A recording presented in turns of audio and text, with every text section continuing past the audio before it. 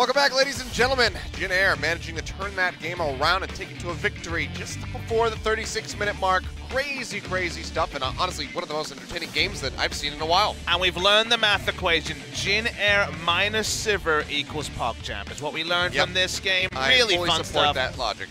The Tristana with 5 items, thanks to 4 items and an Ardent Sensor, out of nowhere just decided the game after UmTi made the crucial pick in order to slow down the advance. It'll be very difficult for the MVP voters to look past Teddy. Adorable name and also some great gameplay, but they actually do give it to the man who was clinical in turning this game around. If not for his very smart catch onto the Kalista, he would not have had a win. So congratulations to UmTi with his first MVP of the season. Started things off nicely here with the kill. Lindarang trying to make it over to Seonghwan, but he was already bailing on the situation. Saw that he was pretty irreparable at the moment. They executed a very nice dive to help shut down Lindarang early. Couldn't get the steal away onto the Baron, but even that didn't help ROX Tigers. They picked up 2 of them, and Jin Air still managed to turn things around. No, ROX was ahead of the game. Like, we can't. Yeah. Oh, no, I'm not really trying to, you know, it's such a weird game. The Reddit post-game thread usually tells you everything you need to know about a game, but not this game. This game was this is one of those ones where it's just like, yeah, go watch the VOD. It was a really exciting game where ROX out-rotated Jin Air again and again until one great pick by UmTi turned around the game, and then Tristana just started doing boatloads of damage. We'll see as these clips go on. Able to jump in, the threats are no longer there. Vladimir's ghosting, so congratulations to UmTi. See? He managed it. He assassinated the ROX Tigers' hopes in game 1. Yep, took him down. Very nicely done by him. We'll see if he can get onto another aggressive pick here going into game number 2. Something like the Kha'Zix was left available here that he could have taken, but seems to be favoring the Camille a bit. I had a couple of chats with UmTi in the back. Really exuberant guy, really fun guy, so good to see him picking up an MVP. Could be one of the stars of the season. He keeps up his performance. Jin Air GreenWings could be one of our contenders for top 5 this season. So close, 6th place in summer last year, and Jin Air looking to do one better and actually make it back to the postseason. Well, ROX over onto that blue side. See how they're going to fare and see what they want to target out first and foremost as they run down the clock a bit. See how important this Tristana is to them, whether they want to take it off the board or not, but now it's going to be the GP. The 80 carry bans are a bit 8.1 Achilles. We're moving past that. No need to ban no Tristanas. You know that Teddy has an arsenal already, and Jin Air don't want to revisit the Gallia or have it first picked by ROX Tigers. That's going to be banned away. Gnar first pick, still very popular. I mentioned that both these guys have been laning on Gnar pretty extensively, and we saw a blue side first ban Gangplank in game 1. See here as well, and despite the fact that it's a good lane matchup in a vacuum, traditionally Gangplank was doing very well recently, so that's why we see a lot of attention towards the Gangplank, and now I feel like they're choosing between Gnar and Zoe for a first pick, with a ban on Malzahar. Still could see that one banned away. You always want to know what the blue side team is reaching for as a first pick, because giving away 2 power picks on red side never feels good unless you're very happy with what you get, so I feel like that's going to be what they're pushing for, one of Gnar or the Zoe. See if that is true, or whether it's a jungle pick like the Sejuani that might be left available. Yeah, something else that they could go for. The final ban, they've really been taking their time, being meticulous with their selections here, running down the clock each time to make sure they have the maximum amount of opportunities to discuss, and it's going to be the Rise at the end, so yeah, maybe going for the Zoe here. Zoe, Azir, Sejuani, all available at this point. Gnar also, like I say, a contested pick between these 2 teams. See what Jin Air makes of all of this. It's Gnar banned in this spot on the red side by ROX Tigers in game 1. Again, so many power picks. Zoe's the one that has potential to be a game breaker. We've seen a lot of Zoes well held in recent history, so we're down to the wire. Will we see a ban? We do. It's Varus, so they want to leave things wide open. They don't think any one of those champions can influence far. Jin Air will get 2 of what is a pretty packed board of champions. Will ROX Tigers go tier list? I think tier list would be Sejuani in this particular situation, but the new tier list says Zoe. Marva's had some great games on it, but a lot available here for Jin Air to lock in as well. Grace has had his performances as well with the Zoe, so we'll see what he wants to bring out as far as countering it is concerned, but Sejuani, a bit of a no-brainer to lock in for UmTi, won't be quite as aggressive as, you know, heavy damaging as we saw from his he'll Camille, still be plenty aggressive. He will, yeah, he'll still go forward. He just won't be the one outputting all of the damage in the fights. Could take Sejuani Gnar here if you want for Jin Air, or leave the Gnar if you have a pick that SoHwan's happy to take into it. Vladimir could be considered if he gets enough ganks, as he did in the Cho'Gath lane. So a lot of power picks left open. The AD carry pull short of Kalista and Varus. The Ezreal, for example, could be considered for Teddy. What will the decision made here? It's going to be mid lane. It's going to take the Azir. Try to have enough jungle pressure to avoid just being free food. And with ganks, can be very, very powerful at turning things around against the Zoe. So we've seen this matchup a lot. Looked very Zoe favored at the start, but with jungle intervention, the Zoes have been caught out a couple of times by Azir, so turning more towards the middle. There's a lot available for ROX Tigers. Could have their choice of AD carry here. Also, a lot of the supports available as well. So Gnar also, that we mentioned is very high priority, will be considered, and there will be Lindarang's Gnar locked in. SoHwan showed us his first victory in a champion not named Gnar or Ornn in Game 1 for the season. That was the Vladimir, which may just be taken here by Jin. It'll be heavy magic damage, but by the Gnar having a good lane matchup into the Vlad. We have been seeing it more and more in Kog'Maw, finally. We haven't seen a lot of Kog'Maw this week, but an old favorite of Sangyoon. We had it banned away there in game number 1, so now available. Sangyoon will get his favorite pick. As Teddy looks like he's mulling over what ADC he wants, and with Ezreal on the board, might just go ahead and take this. Had some great games with this in recent memory, so make a lot of sense. Happy to take it. Bit more lane control early. So we do have AD carries first rounded for the first time in a while. We had a lot of second round complete AD carry and supports. No ability to take something like Zion Rakan here for Jin Air, because it would have been instantly one of them banned in the second round. So now we follow the draft. Supports for both sides necessary. Jungler for the side of ROX Tigers, and top laner side of Jin Air. So banning something like Camille would be probably behooved for the side of ROX Tigers to get a bit of coverage, as SoHwan has looked good on Camille, and Camille traditionally does well against Gnar. See what the approach is here from ROX, though. They do ban away the Camille, so I think that's smart.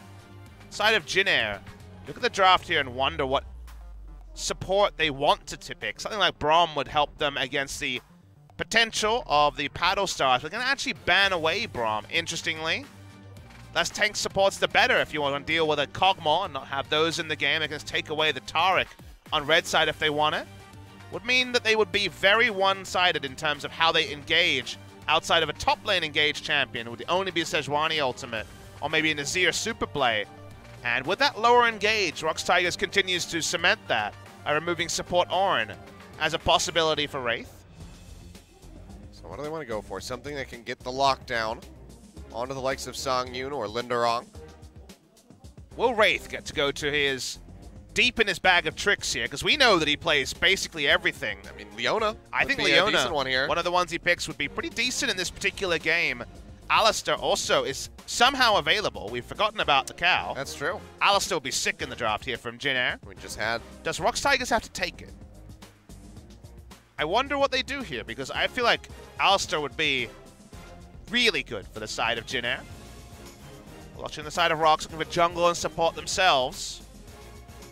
So far, flashing the J4. We'll lock that in for SoHwan. Areas of control away from the Kog'Maw, always appreciated. And there's also the Narvan combo for the Mega Gnar into the Cataclysm. So Alistar being here is kind of a plot hole, it feels like, in terms of what's available. They already have a Kog'Maw draft. They don't have that much support for Kog'Maw. So one way to add support in laning phase is the tier Taric, and then in team fights with the Cosmic Radiance. Does Jin Air just take Alistar and feel really good about their draft, though, is kind of my question. An old favorite of Wraith. Hasn't been as successful on it in the 2018 season. Only one game, one loss, but an old favorite of his. He's in a lot of Ezreal Alistar. Or does he go for something like the Leona and go into his own personal bag of tricks? I'd like to see the Leona. But it's too tempting. Yeah, you're talking up the Alistar and how well it goes with this draft, so they will go ahead and lock that one up for Wraith. So, Kog'Maw Taric versus the Ezreal Alistar bot lane. Ezreal Alistar been a huge favorite. It's going to crutch for many teams in the LCK Best thing about it is you can go Unsealed Spellbook on the Alistar, even Aftershock, but probably Unsealed Spellbook. It's Ezreal, so you can live him in lane and he's not going to get dived. He's very able to self-peel in a 1v2 scenario and then get your roam on, which I think Wraith will want to do in this game, and they needed a new engage factor. Alistar is one of the most balanced ways to provide engage, so really like it in this draft. Can also do big things against the Cosmic Radiance, just against a Kog'Maw comp in the late game by headbutting him out of a fight. So Alistar being available there, a surprise, because we have seen it banned in the first round so frequently this week. Things to like about both drafts, but I'm always a bit skeptical about these defensive drafts with a Kog'Maw and a Taric together.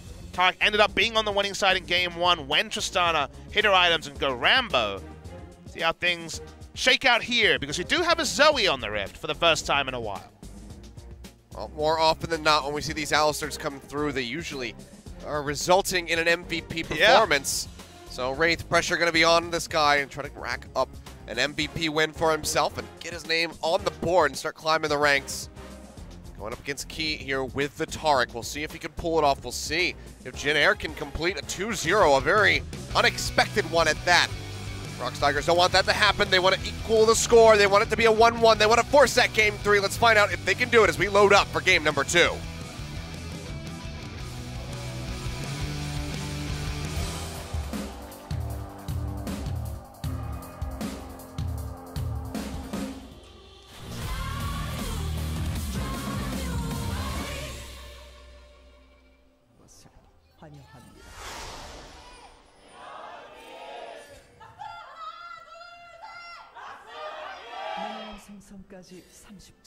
So look on this foreign fan's face who's sitting next to the cheer for the ROX Tigers, and he was just like, damn. Those are some lungs. That She's was got a some loud pipes. cheer, definitely. Always appreciated. 2 Doran Shields here, so Doran Shield Kog'Maw to start things out, items-wise. Not too exciting. Ooh, a starting jungle item that's not a machete. That's always a rarity.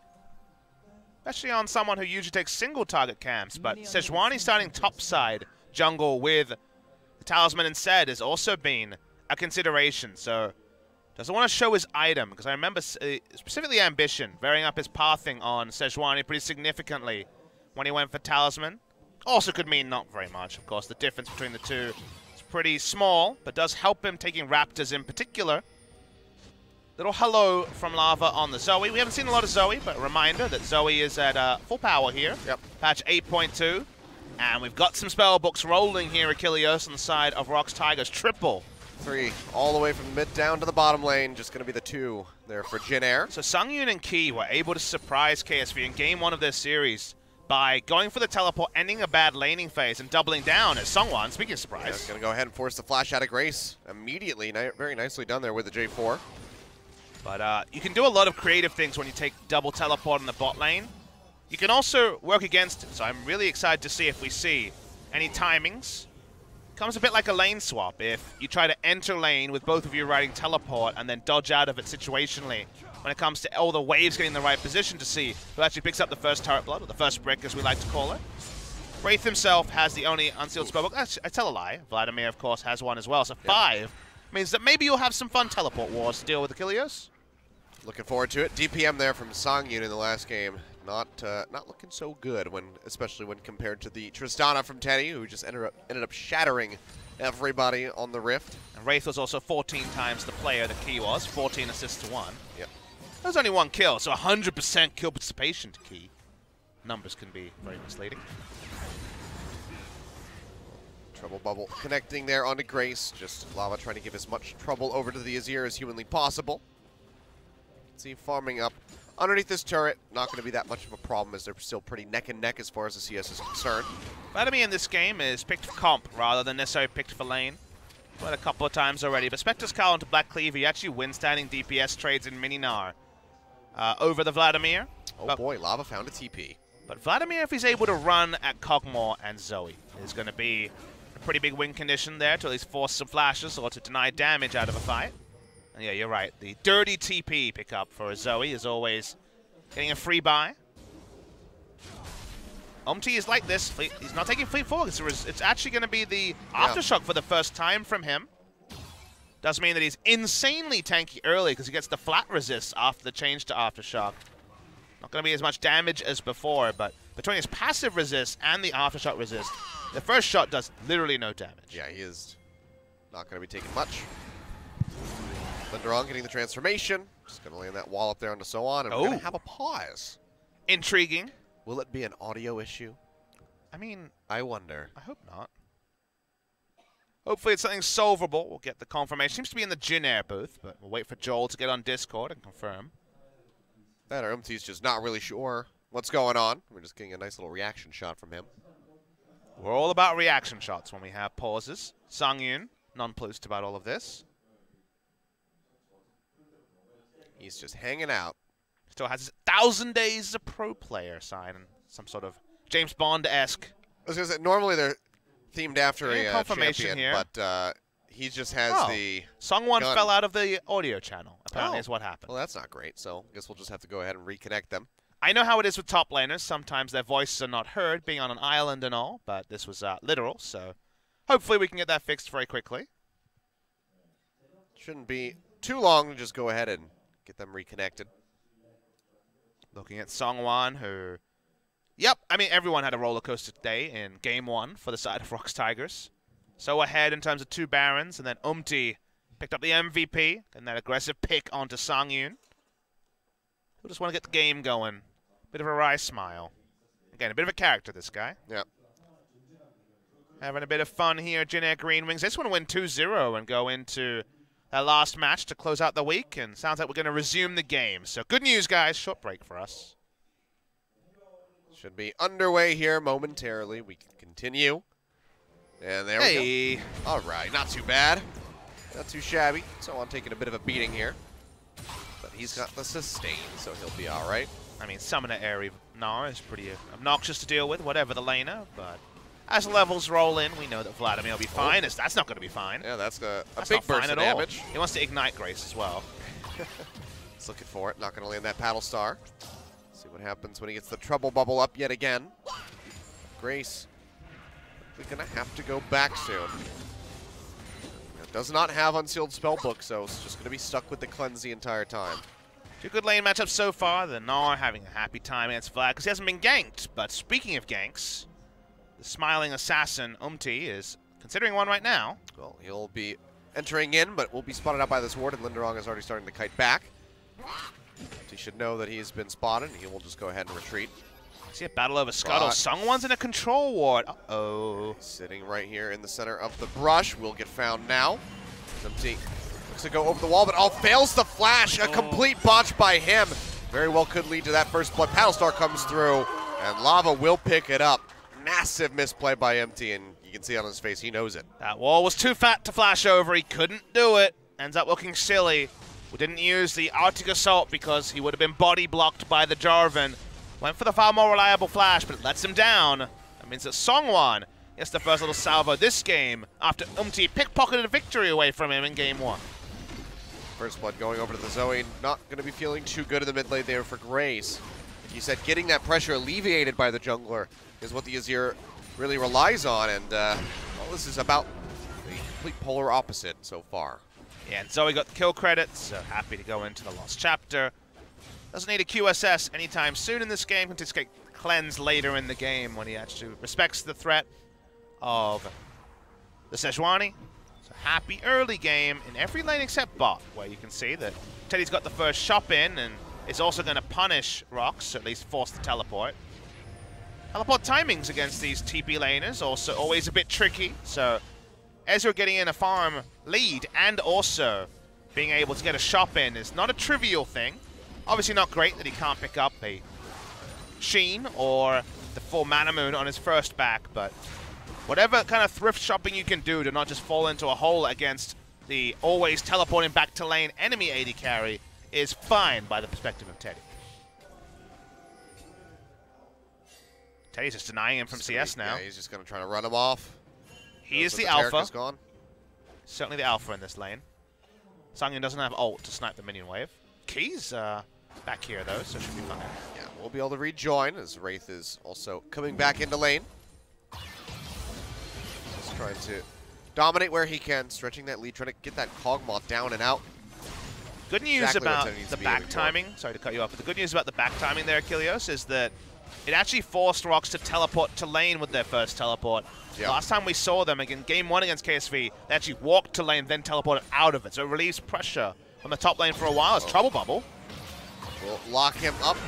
Just shorted there on the Battlestar, though, so doesn't get the big punish on the UmTi, so he'll be safe to keep going through the jungle. Had a ghost in the back pocket. There's a ward to spot this. Jarvan, can he get there in time? 2 control wards. Lindarang roaming down. Everyone roaming for the red. Oh, yep, and he's standing right on vision. They know exactly how much HP is left onto this one. UmTi gonna have to try to take it away. Smite comes down, but he's gonna get popped up. Oh, actually, yeah, Smite away there by Seonghwan. As UmTi goes low, and he'll get taken down. Lindarang finding the kill. Grace now just trying to poke in where he can, but there's really nothing that he can do. It's good team effort from ROX, doubling down on the no smite Sejuani. Second death of the game for UmTi. Likely to be only an ultimate for these first few fights because he's falling behind in terms of any sort of experience. Seonghwan hasn't had to use his flash or ult and has been involved in 2 kills. We'll see the flow-on effect on the lanes when Seonghwan actually is unleashed on a true gank. In the meantime, things still going well, at least for Teddy and Wraith down here in the bottom lane. Yeah, you need to be winning somewhere, right? You need to be winning somewhere, and it happens to be bot lane. I think actually UmTi did get the red buff because Lindarang has it and he got the killing blow. Ah, okay, that's fine. Obviously didn't get to hold on to it for very long. Yeah.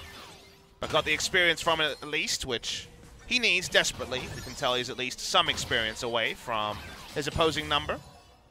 Lava himself is having a pretty happy time. So far, item builds are pretty predictable. Lindarang wants to go into Black Cleaver now after the Spectre's Cowl to stop him trading down in these autos. Unfortunately, can't now manage the auto attack onto SoHwan and also hitting the turret because he has to deal with the red buff. Yeah.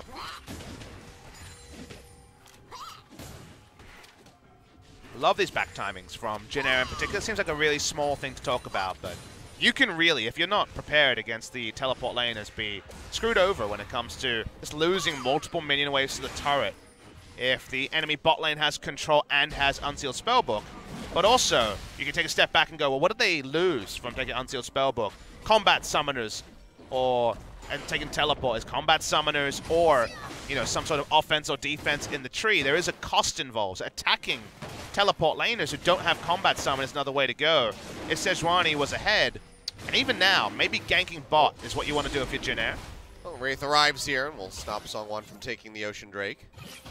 Just denying another, just walk straight into that one. Denying an objective away from ROX Tigers. Good presence there from the Alistar. Does delay the next one spawning, and does feel like ROX probably have control over the first 2 drakes of this game after UmTi has been set behind as far as he has. So denying the first take is important. I love the attack by UmTi. He's going bot lane. Gonna pick up his Gromp. I wonder if he'll look for a lane gank, because again, there's no cleanse, there's no heal, there's no exhaust, there's no ignite. ROX have only built for teleporting topside to end the Vladimir's laning phase. Why not attempt to attack that lane? Jin Air just looking to keep things nice and slow and just deny as much away from ROX Tigers as humanly possible, but seems like right now, no vision around the Rift Herald. They won't be able to do that. He, however, is waiting here in the mid lane. Battlestar, again, just barely missing. Shorts that one out, but UmTi not willing to commit the ultimate. Lava will be able to walk away. Flash still in his hand. Doesn't have a lot of control over the top red side, though, so he can't just walk over and hit the plant in order to get vision, so has to just back away. Free Rift Herald to the side of ROX Tigers. Denied an Ocean, but get a Rift Herald. Well, there's the hit. Got that one in range this time. Grace getting pinched on as Seonghwan comes in, looks for the flag and drag, but Grace has the shifting sands to keep himself safe. If things got really hairy and they wanted to go for a dive, still has the Emperor's Divide as well. Rift Herald being plopped very early. If you earn the laning phase of the Azir, that can be massive. They also have double teleports come in. It's a lost turret. Yep. Laning phase for this Azir is going to be over as Lava swings them back all the way by the tier 2. Charge goes through, and they'll even get quite a bit of damage in, unless they can deny the charge onto that second turret. The awesome thing about the timing there was it wouldn't even have required ROX to teleport top. They could have teleported mid.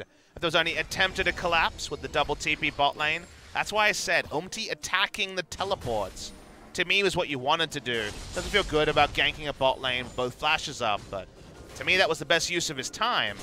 UmTi, after all this, does have a level lead. Well, that's going to be the headbutt pulverize coming through. Cataclysm thrown down by Seonghwan, but he's just going to get wrapped up and get taken out as UmTi finds the blue buff and the kill. So, overextension there. Seonghwan gives a kill over to Jin Air. Didn't have to do the most roaming to make that happen, and Azir can at least situationally put up a sun turret and delay any minion wave pushing into mid lane. So, taking a mid lane turret, always the gold standard against Azir. Doesn't always get you the power you want, and against the tide of the game, only lane winning bot lane, mid lane turret down. Should have been free Drake to the side of ROX Tigers, but Seonghwan caught with his hand in the cookie jar. Actually, gotta just get taken away by lava. Yep. He pops in, says, thank you very much for the prep, and just assassinates that Drake right out from under their noses. So it does stop the bleeding of the objectives going over into the favor of Jin Air. Well, Seonghwan had his hand in the cookie jar, was slapped away. Meanwhile, Lava just reached in and took the whole jar and decided to have it all for himself. Thank you very much. Nice little play there. Wraith wandering around. Control ward thrown down there by Key. But doesn't want to be looking for the 2v2 skirmish. Sangyoon already has Rage Base. It's not as easy. Of course, no support is turned onto him. Takes quite a bit of damage and nearly goes down. The heal comes over the wall.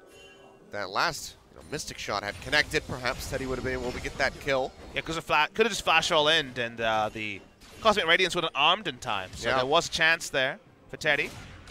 Taking the measured approach, though. Doesn't want to go to the all-in, potentially get locked up underneath the turret. No tier on Key means that he has to be a bit more judicious with his mana. Seonghwan. We're having a party. Pinching around the back. Good control ward. We'll spot out this J4, which should be enough for Jin Air to go ahead and peel out of here. Trouble Bubble connects, and Wraith is ready to body block if he has to. Bot lane party. They're still sticking around, but there's not that many minions there underneath the turret, so it seems like Teddy and Wraith will be fine and stick around. It takes a long time for Azir to push in. Long lane for him. Don't recall that. Nope. He learned that one quickly. Not often the team with a teleport bot lane is going to actually be attacked, but Sangyoon had changed over to heal, so clearly the game plan on the fly was changed for ROX to actually attack Kog'Maw's lane rather than to go top side, as Gnar was having a happy time. SoHwan, and not the best lane ever, is doing fine himself, and they don't actually adjust the build and a straight up rush to the adaptive helm. Doesn't want to die to any sort of all-in from the Vladimir. He has too much to be concerned about in that regard. And this is the game where Zoe won lane and gets to roam everywhere at no cost. And this is the sort of game that people point to when they don't like Zoe balance levels. Well, she will get spotted out by the control ward, can clear that. Maybe even still stick around to siege up against the Vladimir. In the meantime, Grace and UmTi getting the wave moving, trying to get some damage in onto that tier 1, but retreat comes through. Seonghwan is here to back up the Zoe already. That control ward right on Seonghwan's position has got them so much this game. Got them the EQ earlier onto the Sejuani, and also meant they could always rotate through the river in great fashion. Oh, just check the brush. He can't. Yeah, he's got to be worried about the pinch coming through, but it would be really nice for Jin Air to get back some control in that river, because you can see it's just wards straight up from the mid lane all the way to top. And Teddy's heard you, and when you say getting control back, he's going Trinity Force as his second item, trying to double down on a mid-game power spike, understanding that everyone else is operating on a budget. SoHwan piecing together Azonias and Proto Belt. Nashor's finished for Grace, but with Lava as strong as he is, kind of the theory also with the Trinity Force is when you do see the portal jump come through, at least now when you have more damage on your Mystic Shot, you can actually punish the Zoe with relevant damage, as the Iceborne Gauntlet proc isn't relevant because the slow doesn't really count once you can just go back to original position every time. Still, means less control from Teddy. It really will be Alistar focused and also Sejuani focused for their engage. Grace just keeps getting just outside of the range, but now looking for a play on the Seonghwan, but flag and drag does take him out safely. And in the 1v1, he does a lot of damage to Sangyoon as well. Yeah. So, the only person who has not been having a great early game here for the side of ROX Tigers. Lindarang just punishing SoHwan where he can. As Teddy tries to whittle away to get this turret on the board. Try to answer some of this gold that ROX has built up for themselves. trying to be a one-man pressure valve. UmTi using that pressure to invade on bot side so they have control somewhere on the map. For once Zoe's been corralled under her own turret, Azir able to push up. They're roaming down with the Azir, and Jin Air want their first turret of the game.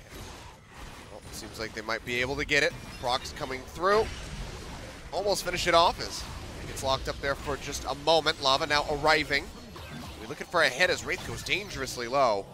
Teddy very dangerously jumps back in, has to flash away from the FLICKR Dragon. Now it's going to be UmTi maybe paying the price. Dashes away with the Cataclysm, locks him in, and UmTi will yet again go down.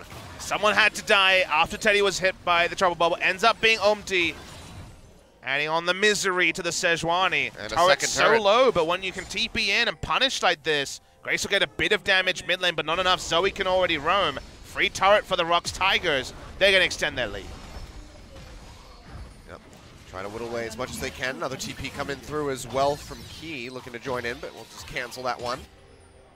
Threatens Grace back, and now going to be 2-0 as far as the turrets are concerned. Wraith canceled a teleport as well, so another summoner that doesn't get any value for the side of Jin Air. As it was a counter teleport for Keys, top side. Lava coming in. Massive burst of damage. SoHwan going low. Has to pop the stopwatch to try to stay alive. Flashes away. One final hit will finish him off, and Lava will get it. 3-0-0 on this Zoe so far. Well, that was some damage. He wasn't expecting that, and he also was hit by the Merlinomicon proc because it did so much that it put him below 40% health. Goodbye to the healing being the change there. He uses so many resources and dies anyway. Stopwatch is down. Flash is down. Teddy might eventually get this turret, but man, at significant cost across the map. Big win for ROX. Yeah, absolutely huge. UmTi, at least breathing a sigh of relief that he's not the only one that has died on the team anymore. He's the only one that has a kill, though, too. That's true. But still 4-1 with ROX Tigers in control. And they're rolling pretty low on the Drakes here as well. Jin Air finally finds control of something. First one stolen away by Zoe. Good news, Zoe far away from the second Drake. Will be a Cloud, and another Cloud to follow. Yeah, that's the bad news. Does mean that Sejuani will be a little bit faster to try to find an ultimate, but hardly, pretty hollow in terms of what it brings. And Lava has pieced together the maximum magic penetration early build on for the CDR boots, just because you're priced into by the spellbook, but after that, that was a mess up. Okay. Actually, no. Oh, he had a... Yes, okay. An extra stopwatch. Azonia's easy. Of course. Of course. I was like that. I was like a fat finger. Oh no, it's just silly. Yeah, I thought he botched it, but never mind. Nope, don't worry about it. Everything is fine. Now he's just got an extra cleanse. I mean, if you bait one person, not press tab, they might think your stopwatch is down, right? I suppose. Just playing around with the extra bonus items. This 3-0-0 Zoe is. First Zoe we've seen in a while, and this one dominating. Game not over by any means, but tempo squarely on the side of ROX Tigers. Trinity Force finished on Ezreal. All aboard the Teddy train if Jin Air is going to get back into this game. Managed to work out in game one, sorry. Sleep almost connecting there onto UmTi as ROX keeps trying to siege up. Lava takes a bit of damage. Ultimate thrown out, just finds Key, so not enough for them to want to commit in on. And massive burst of damage connects in onto Grace. He has to dash his way out. Now SoHwan is caught into the pit. Has the nice Sangyoon pull to dodge out onto the Gnar ultimate, but not onto the wall up. And he is just getting focus fired. Will get taken down as SoHwan finds the killing blow. In the meantime, SoHwan also goes down. 2 members dead. Jin Air tries to hold on. One more hit. Teddy would have had it. The true shot barrage not going to connect. That was what you're talking about, that answering damage after the portal jump, but he just can't find the hits. Lava will stay alive, and ROX will find another turret. Yeah, the answer, but not to the right question. Gonna lose the turret as well. It's so early in the game. They're doing true damage on the Zoe. No one has anywhere near the health or items to answer that. The engage is scuffed, goes on to Taric. There's no reason to fully commit. Another objective goes down. You look at the ROX team, and when you talk about scaling, in a pretty good spot with that as well. Probably like Jin Air a little bit more, but scaling's almost a dirty word. It's not going to be a Gathering Storm game with how far ahead ROX Tigers already are. They cemented the 5,000. They're pushing up in every lane. There's only one defensive control ward here, and it's a Baron short of ROX Tigers finally breaking the base. Haven't really seen much from Grace in all of this. He has been silently farming up, barely getting past Lava here at the moment, but I don't think we've even seen him cast a single Emperor's Divide so far in this game. You might be right on that one. Maybe right there in that last fight. I didn't notice it, but yeah, I'm not sure that it was used at all. Wasn't really going to change anything, though, unfortunately for him. Teddy 1 item away from his 3-item core. Will Grace actually be in a position to teamfight, or will he just have 4 members because one of his tanks was popped by the Zoe? Is kind of the quandary he's dealing with. You'll notice the Leandris isn't even being built. He's working on a death cap just because the health values aren't there yet for the Jin Air GreenWings. So most damage you can piece together right now is the Needless Large Rod. Jin Air trying to hold on to this turret, but it's taking way too much damage. Sangyoon. Grace. He's getting quite a bit of damage in Grace. Yeah, poking over the wall, but not going to be going for the big Shurima shuffle. ROX will just go ahead and disengage back towards that tier 1 turret rubble. Jin Air just need time. They desperately want time to get items onto Vladimir, Azir, and the Ezreal. But every time a trouble bubble hits, the timer is set to 0, and their death is almost assured. So the push and pull heavily biased towards ROX Tigers, who are kind of inflicting what Jin Air did in game 1. They're the ones up 6-1 in kills this time. Well, another lockdown there on UmTi, but can't punish with the Paddle Star. Would have forced him back to base for sure. It's already going there anyway. ROX not trying to give up this lead that they have from themselves, much like we saw in game number 1. They don't have a massively fast Baron. They have decent damage from the Kog'Maw, of course, but the right game plan is to utilize your strongest member, and their win condition alone is Zoe, raining in trouble bubbles, so keep pushing up 2 lanes. Gnar can do a bit of chip damage to turrets. It's at the cost of Vladimir putting together a Void stuff, but for now, you're not concerned about that. Sangyoon, after his horror laning phase, is able to find CS wherever he walks to, and then you reevaluate. So ROX Tigers do have to lose a bit of momentum here, which could be turned around against them. We remember their series against the FLICKR Freaks, the first time we saw Skarner played in the LCK in 2018, where they were massively ahead, did nothing for 20 minutes, and then suddenly the items were online for a FLICKR. That could happen here as well. But your first indication with how just amazingly fed Lava is at this point is that a trouble bubble should end any of that talk and allow ROX to take the Baron to cement their lead. I mean, we're looking at one-shot potential here onto the likes of Teddy. Yeah, onto, yeah. Teddy and Grace will be dead. Can chunk them out, and the follow-up would be there as well. Wraith just going to be losing out on that control ward. Grace can answer 2 hits on the SoHwan, who doesn't really care that much. The Azir just kind of tickling the J4 at this point with his Warmogs. And they're just getting prepped with their vision for that Baron. As delay his build here to Teddy, goes for a QSS because him dying in particular is the one pick that they'll prize overall, and they want him to be in the mid lane to actually clear in the face of Zoe. It means he'll get the access to most minions, but don't need a minion wave. Taric walks up. Oh, jeez, another hit going through. That's going to be the lockdown. Wraith has to pop the ultimate to stay alive. Wraith threatening in from the side, but is completely spotted out by that ward, and Alistar has to go back into the fountain. ROX just going to keep poking out where they can. See if they taxi the minion wave and bot side with some more members. For now, just happy to have Lindarang. Basically have solo pressure. Here comes Lava, picked up a TP. Oh boy, coming straight back into the mid lane. He needed some freebies. He wasn't doing well this game. So unlucky with his pickups. Kind of Zonia's. I smell another a ghost. TP now. Hello. Wraith is coming in from the backside, gets the headbutt there as the Cosmic Radiance starts coming down. Lava getting ready to siege jump, and we'll just delete Wraith. Says nice TP, man. You are gone. Welcome to the fight. Here's the exit.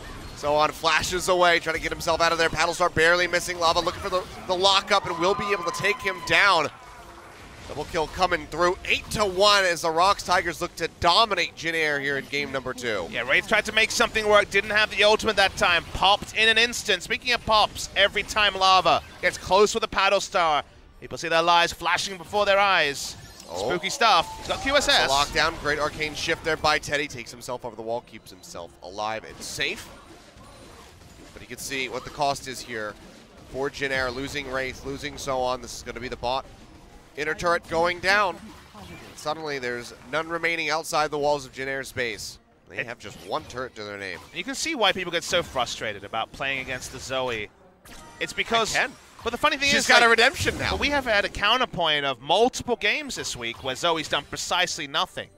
And I think this is the reason why you get the frustration. Is from ahead, it's just so oppressively uninteractive how much damage she does that you feel like there has to be an adjustment somewhere where the kind of the fun trade-off between when she's ahead and when she's behind can be worked on. Because that's kind of the part that's really struck me, is that there's been a lot of games recently where Zoe has done nothing, and there's games where it feels like Zoe has done everything. So finding a way to adjust that pendulum is what I think Riot should do, even if we've had enough games to see that Zoe is not just like instant win on drafting her in any game.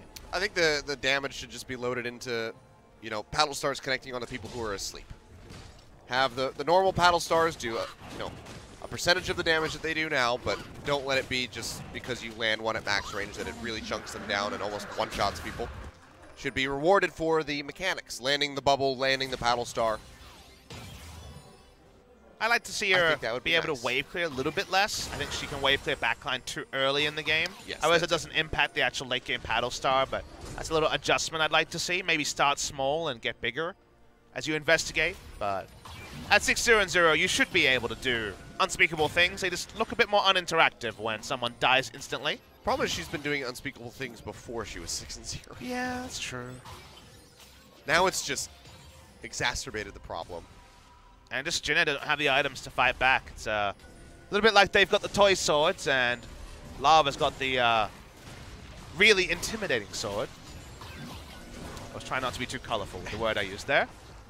But they're going to push in here. ROX Tigers, they know one trouble bubble might just end the game. Teddy trying to wave here. He took the QSS so he could be in the mid lane, so he could patrol against the Zoe. And they still have the hope of taking it to Jin Air territory, taking it late enough to win the game. ROX just slowly choking the life out of Jin Air here. 29 minutes remaining. Remaining in the game. Hopefully not just remaining. Oh, I mean, you read the script. I didn't. I'm thinking about how these games normally go. But has been a faster pace here set by ROX Tigers. UmTi playing the front line. Run away, gets UmTi. chunked out. Grace taking the hit. And ROX just continuing the siege. Lava looking for the sleep there on the Teddy. Does not find it. Teddy alone trying to dissuade any sort of a dive. Every time they get a couple minion waves crashing, Jin Air says, okay, closer and closer, inching towards some relevant items. They need a locket, they need a whole lot of items, and they have given up a lot of Baron control. In terms of spot vision, Ezreal is the only one who has a blue trinket available. Teddy trying to punish every time we see Lava miss a paddle star, but that's the tune of quite a lot of his mana bar, you'll notice. So we'll have to go for a shopping trip. You see blue pings on the Teddy, mostly about his mana. But he has a tier, so for now at least he'll be fine. And ROX is pinging up mid. Be looking for the turret. Should be able to bust this one down very swiftly. Lindarang poking in as well, ready for the transformation, but the TP is coming through from Wraith. Someone ghosted, but was instantly answered by a wallop from the Gnar. Interesting. Wraith just wanted to get back right then and there, so he TP'd from the fountain. Didn't want to TP behind again after the way that last time turned out. I mean, he still wants to, but he'd have ultimate this time, so he feel a little bit better. The reason why I was so surprised the paddle star wasn't in any way extended, just instantly burst him. Boop. Yep. Such as Alistar, with no resists and no ultimate available. And he finally gets it back. He's laughing, but only on the inside, as he's hoping to pick up a Blade of the Ruined King here. Don't think he had enough gold, but we only caught the tail end of the purchasing. ROX still haven't killed the game. We have to remember that, is the game is not being killed. A Baron buff as the start to killing the game. Alistar had to just respect ult there, and we saw that it would have gone wide. That's awkward for Wraith. Yeah, won't be going for any flanks, it seems. Certainly not. Now, this is when ROX can really start looking to go for that Baron, perhaps, because they won't have the Alistar able to gatekeep. One free tool denied away from side of Jin Air when it comes to a contest, and his Ghost is down as well. Doing his damnedest to try to poke out Lava. Got 3 items. There's still a fight here that Jin Air wins. How do they get it without all this poke just ending their hopes? I mean, really hard to say as Lindarang just chunks SoHwan out, forces him down to half HP, and makes him wrap around the back. Grace takes a massive paddle star right to the face.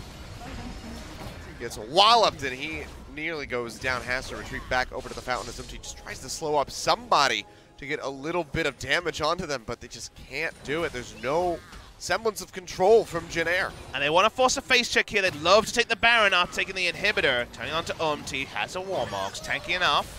Lindarang has no Mega Gnar bar, so for now at least they can just respect him too heavily. No longer exhausted though. Again, great objective picked up by ROX. It still doesn't kill the game. 10,000 gold lead. Odd is very nice for the side of ROX. Almost all of it on Lava. That's not true, but obviously a lot of it on Lava. So if Lava's killed first, there still is a team fight they win. UmTi's walking up. They don't have vision. We know 7,000 health. He's getting chunked down. Trouble Bubble not going to connect on to him. He dashes forward looking for Lava. Can they delete him? The shields come down. Now the Cosmic Radiance joining in. The Baron has been stopped here for the moment. Wraith taking a big hit, and maybe this is the opportunity for Jin Air. Can't go over the wall to start the Baron themselves, but they have at least stopped the ROX Tigers from taking it. And they will feel so good to know they got actual summoners out of Zoe, not those fake summoners, the bootleg ones that she picks up off the floor. Fake summoners. It's like those people that used to bring fake DVDs around and was like, yeah, just buy this, it's much cheaper. The bootleg summoners are gone, the real summoners are gone. Maybe Zoe will actually be killable in the next fight. I remember falling for those bootleg shops. Did you? At the were they the movies that they said they were? Everything. Oh, it was always the movie, but it was always just really like awful, unwatchable versions, like recorded in a really cinema. Poor, yeah, like VHS tape, copied to DVD, basically. Oh, the highest quality VHS recording. Absolutely atrocious. No, there was the one time we went, and there was a guy who was advertising, one of those game systems, kind of like an emulator system, and he's like, you can play, all these hundreds of games. And we bought it, and then we got it home, and it just didn't work at all. You got swindled to kill you. It was like a hollow piece of plastic. I was like 9 years old or something like that. Well, I would say the ROX Tigers got swindled a little bit in game one. So they're desperately hoping this game closes out. They're ahead in kills. They got a lot of control. Have a Mountain Drake to do a faster Baron here. Thinks Lindarang, but that sneaking suspicion that Jin Air with Azir can make anything happen is still gonna occur until we see actual kills come through. The goal lead not expanded. Zoe could die here. Looking for the kill. Big pulverizing Lava has been taken out. Jin Air find their third kill of the game, and now might have found themselves a Baron. They're doing it yet again, the turnaround, if they can finish this objective. They're on the road. They got the bootleg summoners, the real summoners. They got the Zoe, but do they get the Baron? The answer seems yes. Jarvan's not going to go for the steal. Everybody peeling back. The only thing really now that Jin Air have to be concerned about is going to be the pressure from the mid lane with the super creeps, but they can finally utilize this Baron to potentially knock down some turrets. Teddy has made Lava accountable, going for Trinity Force, always focusing all the poke onto the Zoe. UmTi has definitely taketh away in this time. He gives them some life by hitting the ultimate that time around. Zoe goes down, the Baron buff so far against the pace of the game. Zoe was 6-0. The game was supposed to end. Zoe died, and suddenly Jin Air have a vet split pusher is very farmed up in the Vladimir. Suddenly Teddy is happy to walk up, and maybe they'll finally break the top lane outer turret. Not a lot of vision on the map. It's also advanced for the side of ROX, because they were playing on the enemy red side. Well, that vision's kind of useless now. The vision's being used against you because they're playing aggressively, and Jin Air's finally going to get their second turret of the game. I'm trying to bring this all the way back from the brink. Jin Air still down a considerable amount, nearly 5,000 gold in the hole. But remember, you don't hit that paddle star, you don't hit that trouble bubble. The all-in can be won by Jin Air, can be won by the Azir, who quietly has 4 items. 5 items, including the boots. This Azir is farmed. Like I said, Grace, we didn't see much from him. He was just farming this entire time. But we finally get some action. He picks up a double kill. He enters the game. I see 3 sorceries on the side of Jin Air. I need to know how many of them are Gathering Storms, OGN. Thankfully at the Gangnam Stadium we have that technology, but here, sorcery only on the side of Lava. Gathering Storm definitely on Lava, just to be clear. That technology doesn't exist, don't lie to me. It's pretty bootleg, actually, all things considered. As Lindarang's probably dead. Yeah, he's going to get jumped on. Does have the blast cone. Okay. He'll make it over. Poor angle there by UmTi. Can't follow through. SoHwan waiting to do a Bit of damage here. Pulverize in onto Seonghwan as they try to lock him down. Cataclysm comes in as well as the stopwatch, trying to keep himself alive. True Shot Barrage goes through. Cosmic Radiance barely keeps the J4 alive, and Lindarang on the backside. Only mini Gnar though. Yeah, doesn't have the Gnar bar, but can build it up pretty rapidly if he can get the boomerang hits. Go ahead and take down that control ward in the meantime as Grace pokes everyone down, forces Lava back. They will finish off another turret, second one they've netted themselves with this Baron buff so far. The gold lead's gone away like a Zoe popping enemy champion. It's almost disappeared. It's only 4,000 gold lead here for ROX Tigers. A lot of it was sitting in the structures. They're 4 turrets down. That'll bring back a lot of it. Massive wave accumulating there in the top side. Jin Air wants to answer that. They want to force that into the turret. No Ghost on SoHwan, taking a lot of free damage. Yeah, has to be careful about the Kog'Maw here as he gets sniped out. One more hit might do it. He finds it. That's going to be devastating now, as perhaps ROX are going to be looking for the fight. Teddy alone in the lane.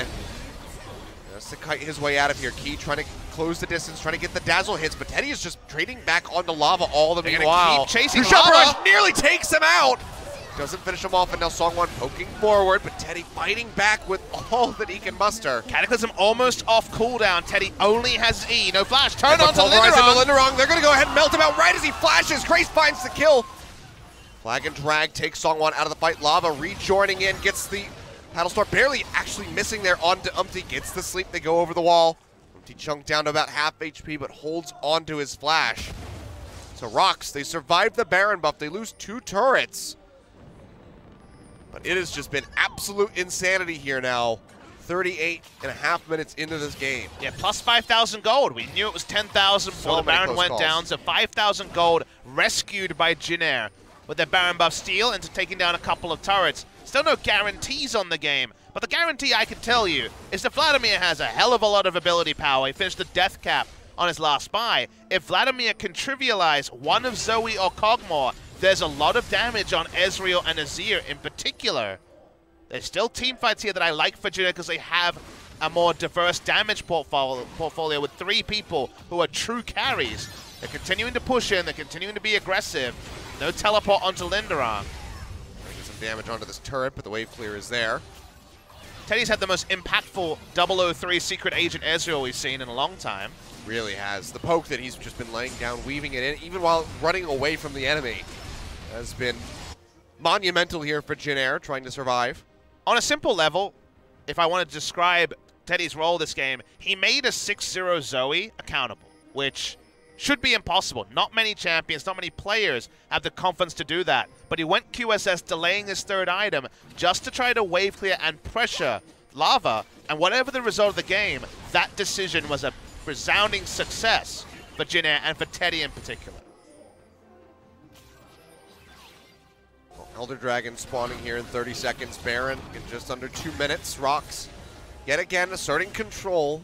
They know that they still have the gold lead to about 6,000, and will be looking for that Elder Drake. Go along with their 3 stacks. Range paddle stars into Sejuani's, not like they used to be. It's getting tankier and tankier as the front line. Ghost Flash up on Wraith, target acquisition build. Want to get Vladimir into the back line. Ghost Flash on 2 members. Feels like solo queue, but now at least thwarted. I want to take the Elder Dragon on the back end. No setup around this objective. Teleport switched over. So on teleport into the bottom lane. They're going to be looking for the fight here. UmTi so fast. They get in for the slow true shot barrage. Goes to kite to Vladimir. SoHwan just kites right in, drops down that Hemo Plague. Ult comes down, but so does the Cosmic Guardians, trying to keep them in the fight. SoHwan goes gold, gets all of his HP back, and has to flash over the wall. Elder Dragon still in combat, has not been leashed back into the pit, and now Jin Air are going to be looking for it. Wraith trying to gate them out, and they might be able to do it. That's going to be the Elder going over to Jin Air, now taking the fight. Wraith goes low, stopwatch comes through, keeps himself alive, and ROX are on the run, headed for the hills.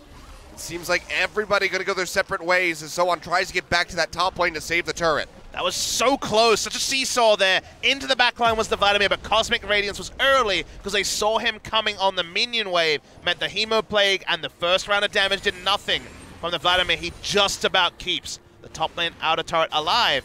But 2 objectives have gone the way of Jin Air that should never have done so, Achilles. The first Baron ROX had set up for many minutes, could never actually kill it. The Elder Dragon also taken away. We still go on. I feel when Alistar has a stopwatch 41 minutes into the game. He might have bought it, honestly. I think he might have picked it up at some point, but now is going to be working towards that locket as Lava just goes golden yet again. Still is holding on to his own Still stopwatch. has his own stopwatch. Enough bootleg stopwatches. Absolutely ridiculous. Fake Rolex? Fake Rolex? Pretty much. Lava took a pit stop into Philadelphia, I see. Hey, you said it, not me. I'm from the area. I know the truth. Can't imagine what that city was like the night after the Super Bowl. Good God. Well, this is the world we live in, one where Jin Air might be coming up with another huge turnaround in this game. One more engage, one more dead Lava, and the game probably swings uncontrollably away from ROX Tigers. Lava hasn't been able to in any way be relevant the last 12 minutes. The Zoe has been trivialized. The poke onto Seonghwan. I mean, then from Teddy is more reliable. Teddy's at 6 items. He's a fountain laser. He's getting there. Not full fountain laser. Has to sell his boots for that. And Ezreal probably less likely. Here we go. Baron spawned. Jin Air still hovering nearby. They don't have the pressure in the base. The inhibitor has been back up for quite some time, and they have a massive wave moving away from the top side of the map. They have no scrying orbs available, so they have to be respectful. Big gold onto Gray. 6th item coming in. And we fully decked out, I imagine, from this. Yep. Feeling real powerful. Rylai's for target acquisition. Leandri's as well. We all take a deep breath and know that the next time 2 people die, the game probably ends one way or the other. See, even onto Key. Quite a bit of damage coming through from Teddy. Yeah, Lord Dominic's on Teddy to make sure that he's doing damage to the health stackers on the side of ROX. Control ward down. Minion wave in the bot side. Is it time to actually push in onto the Baron here? First thought is yes. True shot barrage thrown out there by Teddy. Gets a little bit of damage in onto Lava. All right, Baron started as the minion wave is coming in. It's back in base. He's all the way back in base, and they're just going to have to let this one go. Yep. Yeah, UmTi can't get in there in time. So no fight to be had. Jin Air now going to have to hold off for 3.5 minutes. Yeah, really unclear why Wraith was in base. At this point in the game, we know that Baron doesn't necessarily decide everything, but it's the first Baron that ROX Tigers has been able to pick up, and they have the Zoe. So now if there is actually any sort of paddle star hitting, they can just try to rush down some inhibitors, take down 3, and perhaps end the game there. So consequential for them to finally pick up a Baron 20 minutes after they thought they'd rightfully earned one from a smart early game. Baron buff power play finally started for ROX. Can it be as big as Jin Air's was in trying to shore up the defense in this game? Now ROX trying to find somebody in the jungle. They're off the trouble bubble as Teddy tries to get that red buff. Just won't be able to find that one for himself. Lava takes it away. Well, I hope it was worth it for Wraith. He's got Ghost Flash. So does SoHwan. They're ready to fight against the Baron buff. Poking, nope, can't deal with that. All in, possible. They can bait out Cosmic Radiance and be massive. Or they can kill one person before it arms. It's already taken so much of a beating. A couple more hits. We'll finish that one off. Gray's cheating forward, takes a lot of damage, has to go back down, now down to about half HP. Wraith pops the ultimate, goes in, finds the headbutt pulverize. They get one hit in onto Lava. Still haven't been able to bait out Cosmic Radiance either. Achilles is still up. Teddy doing some serious work. Chunks out Seonghwan. Meanwhile, Lindarang trying to take down this inhib in the mid lane. Teddy now with the rest of the team defending the top side. Sangyoon looking for an entry here to fire away. Chunks out UmTi. Sand turret goes down. Inhibitor falling in top and mid. ROX finally have some more control coming back through. Lava chunked low, but still is sticking around. 2 inhibitors with their Baron buff. About minimum you'd expect, given where they were at before they picked up Baron. But back away. Elder Dragon not spawned yet. Final inhibitor going to be a lot harder to crack. Minion wave pushing out for Jin Air. So it's probably the end of the true Baron buff power play here. Smart of ROX to posture towards it, and at least force some questions into the mind of Jin Air. They could never get out the Cosmic Radiance. Grace went very aggressive, thinking about a flashed ultimate himself, but was poked out. Wasn't a true commit. And in the end, the game delays. Bringing up the minion wave. They've got probably 2 minion waves here to try to crack the base before the Baron buff expires. Could just be 1 also, as the second minion wave is only now cresting the river. Lindarang still poking into the mid side, so he's going to have that flank ready to go, and nearly has a transformation lined up. Shot barrage thrown in by Teddy yet again, just trying to clear out the waves as swiftly as possible. Where will Jin Air make their last stand? With Azir, they've made their last stands with no Nexus turrets. Been down 3 inhibitors in 1 already this season. Lindarang is transformed. Teddy looking for the poke over the wall. Lindarang now going to be exhausted. That's going to be the Cataclysm coming down. Seonghwan just flag and dragging his way back out. Cosmic Radiance does come in, and nobody has gone low on the side of Jin Air yet. Re-engage is so tricky to pull off yet. Sejuani ult is down. They don't have a lot of engage. Unless Wraith can pull it off, so tricky to actually tussle up ROX and low cooldown on the Cosmic Radiance. Doesn't have the Unbreakable Will anymore, so if he does go in, he'll still be quite squishy. So have to be very careful on this one. Baron buff now expiring. UmTi down to about half HP. You can see Sangyoon still just sieging away with the ultimate here on the Kog'Maw. Now firing away, getting an opening to finish off this final inhibitor. Another transformation there for Lindarang, looking for the hit, and that is just going to be the final there. All 3 inhibitors now taken out as ROX sets their sights onto these Nexus turrets. Well, back away from here. Nexus turrets still up. Jin Air hoping and praying there's still a fight they can force and the game isn't just decided by side lane push. Lava's going to go back. Luden's Echo for SoHwan rather, so why not? Teleport back in. He picked that one up. Actually, no, he turned over. I tell a lie. That's a real teleport. Yeah, Lava does come through. He's got a Ghost ready. SoHwan almost dies. Gets ripped apart. A couple more hits. One more would do it. Has to use the Protobot just to get back to the fountain in time to keep himself alive as Teddy fires away, chunks Lindarang down to about half HP. UmTi slept right as he was potentially looking for the ultimate.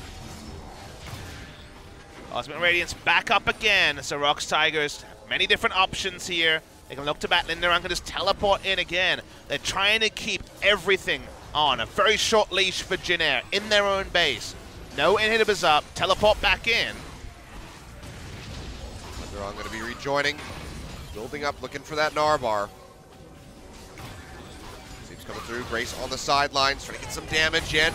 Ult comes in, gets the connection. Big pulverizing. The Cosmic Radiance comes in right at the last second before anybody on the side of ROX can die. Now Wraith up at the front line, goes low. Grace goes in, throws down the Emperor's Divide, but immediately gets turned on by Sangyoon, and he'll be taken out. But SoHwan trades one, but trades it for his own life. Ultimate back down the wave. They get the hit onto UmTi. He has to flash away. Teddy's Several members of so ROX strong. Still very low, and like you say, Teddy is very much alive. Throws out the True Shot Barrage to try to minimize the wave, but they have so many crashing that I don't know if Jin Air can survive this. He's low on mana as well, but they're trying to finish right now. One Nexus turret getting ready to go down. Lava has been finished off. Teddy looking for Lindarang, but can't quite get around the minions. First Nexus turret does fall, as does Wraith, and I think that they have finally done it.